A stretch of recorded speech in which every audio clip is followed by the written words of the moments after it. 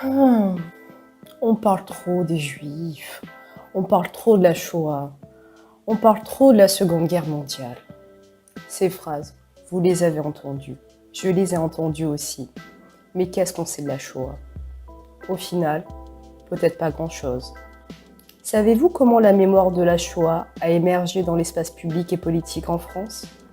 Découvrez dans ce shortcast les 3 grandes phases de la reconnaissance mémorielle de la Shoah.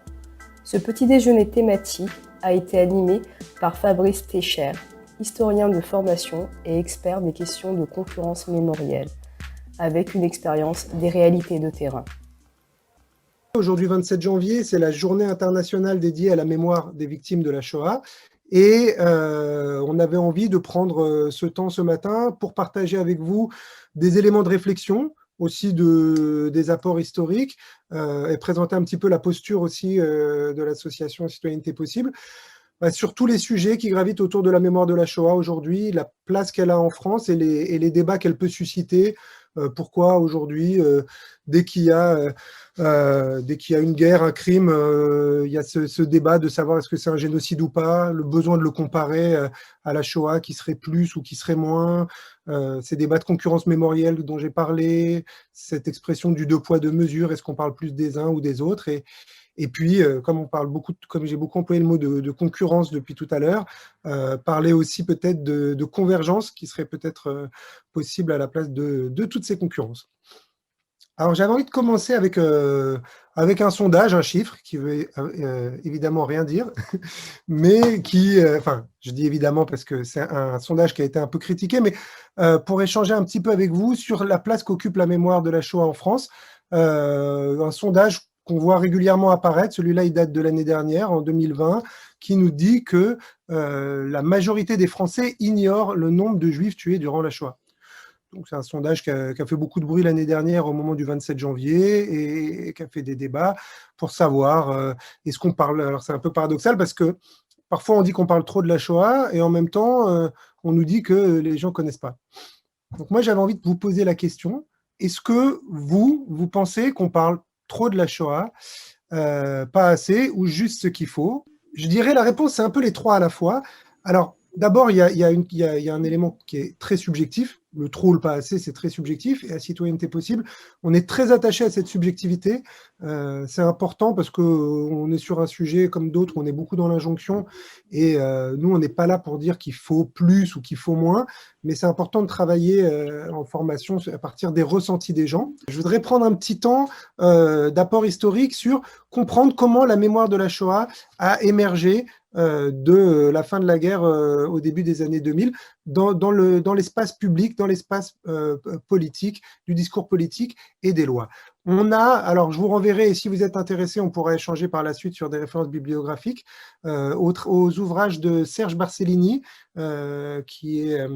il n'est pas historien d'ailleurs, qui est chercheur et qui a beaucoup travaillé sur la mémoire politique en France en général et de la Shoah en particulier, qui lui découpe la mémoire de la Shoah en France, l'évolution en 3 phases.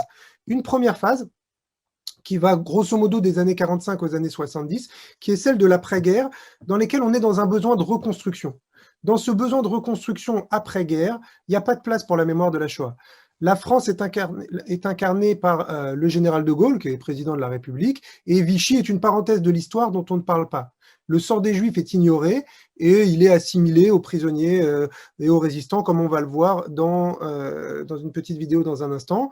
La police française, dont on sait qu'elle a largement collaboré dans la persécution des Juifs, est décorée à titre collectif par le général de Gaulle pour son rôle dans la libération de Paris. Alors évidemment, on ne peut pas accuser le général de Gaulle de négationnisme ou de collaboration. Donc on voit bien que là, on est dans un besoin de reconstruction nationale et collective, au lendemain quand même d'une épuration qui a été très violente. Donc il y a eu la phase de l'épuration et ensuite la reconstruction. Donc comme vous pouvez le voir, on a tous les rescapés qui sont mis sur le même plan. On parle des déportés, parmi lesquels des juifs, des femmes, des enfants qui n'ont été persécutés que parce que nés juifs, dont on dit parce qu'ils ont résisté, parce qu'ils ont dit non à l'occupant. Donc voilà, la mémoire en tout cas de la spécificité des victimes juives est complètement effacée et assimilée aux déportés et aux résistants dans leur ensemble. Ensuite, c'est vraiment les années 70-80 qui vont marquer un tournant, puisque l'antisémitisme et l'extrême droite ne s'exprimaient peu, étaient très tabous après-guerre, mais vraiment dans les années 70-80, on a une montée de l'extrême droite et du négationnisme en France, de l'extrême droite du parti du Front National qui prend de l'ampleur, et également des grandes figures négationnistes qui commencent à s'exprimer publiquement. Robert Faurisson, si ça vous parle, figure du négationnisme français, qui en 79 publie une tribune qui est depuis repris à chaque fois, expliquant que les chambres à gaz n'ont jamais existé, ou Darquier de Pellepoix, qui était commissaire général aux questions juives en France pendant la guerre, qui vivait exilé en Espagne, qui donne une interview, je crois que c'était à l'événement du jeudi, dans laquelle il dit à Auschwitz, on n'a gazé que des poux. Donc ça fait monter aussi la mémoire des rescapés qu'on n'a jamais écouté jusqu'à présent, qui commence à vouloir s'exprimer, et le tournant sera le procès Barbie en 1987, premier procès en France consacré à la Shoah, premier procès de l'histoire de France à être filmé intégralement aussi. Klaus Barbie, qui était le responsable de la Gestapo à Lyon pendant la guerre, et en tant que responsable de la Gestapo à Lyon, avait pour principale mission la traque des résistants et des juifs. Il avait été jugé par contumace et ses crimes avaient expiré, ils étaient prescrits. Et quand il a été capturé, il a fallu trouver des nouveaux crimes pour lesquels il n'avait pas été jugé. Et c'est là qu'on a commencé à prendre la persécution des Juifs, et notamment la rafle des 44 enfants d'Isieux. Ces enfants juifs qui étaient des enfants juifs orphelins dont les parents avaient été déportés et qui étaient cachés à Isieux, dans une colonie d'enfants dans les montagnes près de Lyon, et que Klaus Barbie, le 6 avril 1944, est venu arrêter et a déporté, et qui ont été exterminés à Auschwitz. Léon Reffman parle de ce procès comme un enseignement pour l'histoire, et ce procès qui va être filmé va être l'occasion aussi de reportages, de nombreux documentaires à la télé, de publications qui vont permettre de donner la parole aux rescapés de la Shoah, et va commencer à se poser la question des leçons qu'on tire de la mémoire de la Shoah.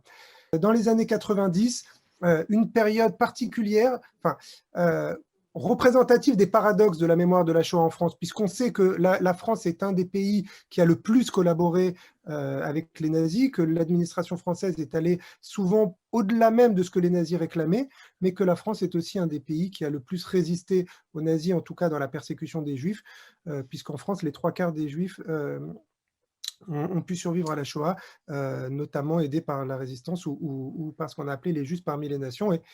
Et une figure qui incarne bien ce paradoxe, c'est François Mitterrand. François Mitterrand, qui était président de la République et qui a été fonctionnaire de Vichy, et qui allait déposer une gerbe de fleurs sur la tombe du maréchal Pétain chaque été, en expliquant qu'il célébrait le héros de la Première Guerre mondiale et pas celui qui avait collaboré avec les nazis. Donc et c'est Jacques Chirac qui, lui, va reconnaître pleinement la responsabilité de la France dans la persécution des Juifs. En 1992, d'abord, on est à la veille de la reconnaissance par le président Chirac, on est 3 ans avant, mais on est en plein dans ce paradoxe. François Mitterrand vient se recueillir à la mémoire des victimes de la Shoah. Enfin, moi, en tout cas, de mémoire, j'ai essayé de chercher un petit peu, mais un président de la République français en exercice sifflé comme ça, c'est quand même assez rare et assez fort. Et donc, François Mitterrand incarne toute cette ambiguïté, et c'est, comme je le disais, Jacques Chirac qui va lever cette ambiguïté en reconnaissant pleinement la responsabilité de la France dans la persécution des Juifs, à l'occasion de la commémoration de la rafle du Veldiv en juillet 1995, quelques semaines après son arrivée au pouvoir. Peut-être un mot sur la rafle du Veldiv. C'est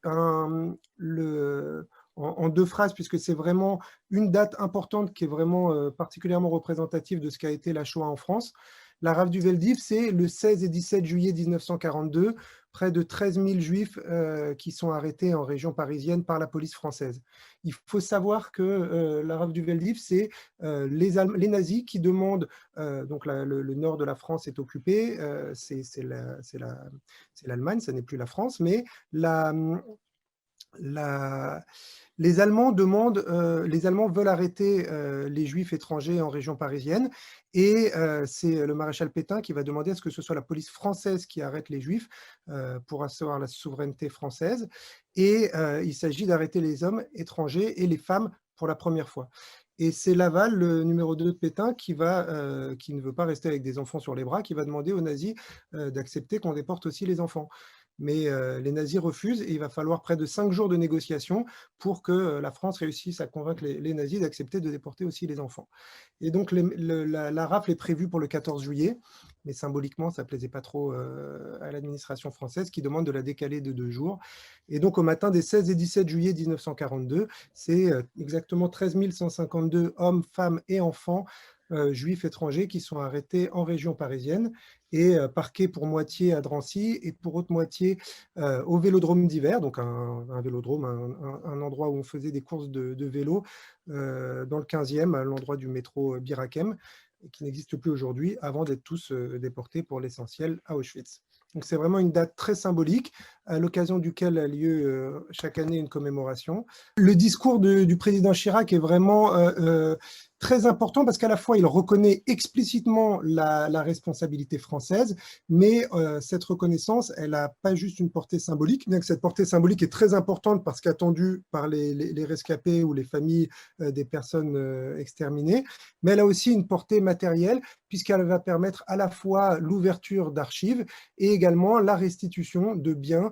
Et ce qui est intéressant, c'est que quelques semaines après son arrivée au pouvoir, Jacques Chirac reconnaît la responsabilité de la France et que quelques semaines avant de quitter le pouvoir, en 2002, il va organiser une cérémonie au Panthéon pour y faire rentrer les 2700 justes parmi les nations de France. On est passé d'un long silence qui était lié aux besoins de reconstruction, notamment des rescapés. Beaucoup de rescapés de la Shoah disent qu'on ne les a pas écoutés pendant longtemps, mais eux aussi, à l'après-guerre, vous avez des rescapés qui avaient d'autres priorités dans la vie que d'aller venir témoigner. On a donc, depuis le début des années 2000, aujourd'hui, dans le discours politique, dans les lois, dans les manuels scolaires, une vision vraiment globale et complète de ce qu'a été l'histoire de la Shoah en France, de ceux qui ont collaboré, de ceux qui ont résisté, de ceux qui ont été persécutés.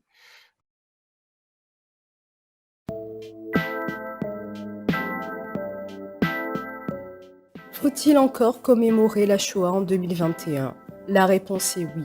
Mais à Citoyenneté possible, on s'attache à sortir d'un débat binaire et subjectif autour du trop ou pas assez, et s'interroger plutôt sur comment parler de la Shoah. Ce qui nous anime, c'est la convergence des mémoires, et on préfère les additions aux soustractions. Vous pouvez retrouver toutes les informations pratiques sur nos prochains événements sur notre site internet citoyennetépossible.com sur la page Notre calendrier. Pour nous soutenir, vous pouvez aimer et partager la vidéo. N'hésitez pas à laisser un commentaire et abonnez-vous à notre chaîne YouTube.